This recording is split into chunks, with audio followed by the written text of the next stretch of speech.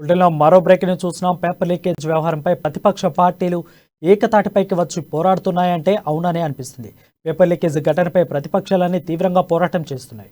నిరుద్యోగులకు మద్దతుగా వేరువేరుగా పోరాటం సాగిస్తున్నాయి. ఈ క్రమంలోనే ప్రధాన ప్రతిపక్షాలందరూ కలిసి పోరాడే అవకాశం ఉన్నట్లు తెలుస్తుంది.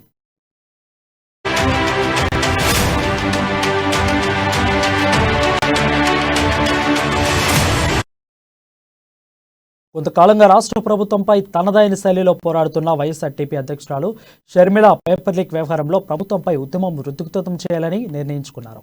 ఈ మేరకు ఆమె కాంగ్రెస్ అధ్యక్షుడు రేవంత్ రెడ్డి, బీజేపీ అధ్యక్షులు బండి సంజయ్కు ఫోన్ చేశారు. నిరుద్యోగ సమస్యలపై కలిసి పోరాడుతామని వారిని కోరారు. ఉమ్మడి కార్యాచరణకు తాను సిద్ధంగా ఉన్నానని, అంతా కలిసి ప్రభుత్వంపై యుద్ధం చేద్దామని కోరారు. షర్మిల వినతిపై స్పందించిన బండి సంజయ్ త్వరలోనే సమావేశమవుదామని చెప్పినట్లు తెలుస్తుంది. ప్రగతి భవన్ మార్చ్కు పిలుపు సిద్ధమని షర్మిల సూచించగా పార్టీలో చర్చించిన నిర్ణయం తీసుకుంటానని రేవంత్ రెడ్డి స్పష్టం చేశారు.